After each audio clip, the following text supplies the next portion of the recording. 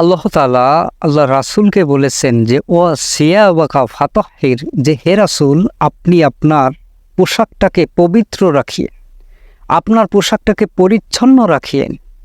তো আল্লাহ রাসূল কি নিজের পোশাককে অপবিত্র রাখতেন? আসলে এই আয়াতে কারিমাটা একটা অত্যন্ত গুরুত্বপূর্ণ একটি আয়াত। আল্লাহ তাআলা এই সূরার শুরুর দিকে বলেছেন যে ইয়া আইয়ুহাল মুদ্দাসসির, যে হে বস্ত্রাবৃত রাসূল, কুম ফাআনজির, আপনি উঠুন এবং সতর্ক করুন। ও রব্বাকা ফাকাব্বির, এবং আপনার রবের শ্রেষ্ঠত্ব আপনি মহিমা ঘোষণা করুন, বর্ণনা করুন। আর ওয়াসিয়াবাকা ফাতাহহির, আর আপনি নিজেকে পবিত্র রাখিয়ে। তো আসলে আল্লাহ রাব্বুল আলামিন নবী সাল্লাল্লাহু আলাইহি ওয়াসাল্লামকে যেই জনপদে পাঠিয়েছেন, যেই মানুষদের কাছে আল্লাহ রাসূলকে পাঠিয়েছেন, তারা শিরকের অথই সাগরে নিমজ্জিত হয়েছিল। তারা শিরকের ময়লার ভিতর নিজেকে ডুবিয়ে রেখেছিল। এমন একটি জনপদে আল্লাহ রাসূলকে আল্লাহ পাঠিয়েছিলেন।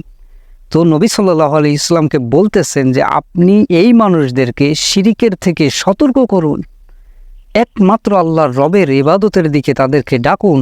তবে এই ক্ষেত্রে আপনি সতর্ক থাকবেন যে কশিনকালে কখনো যেন শিরকের সামান্য ছোঁয়া আপনার ভিতর না ঢোকে।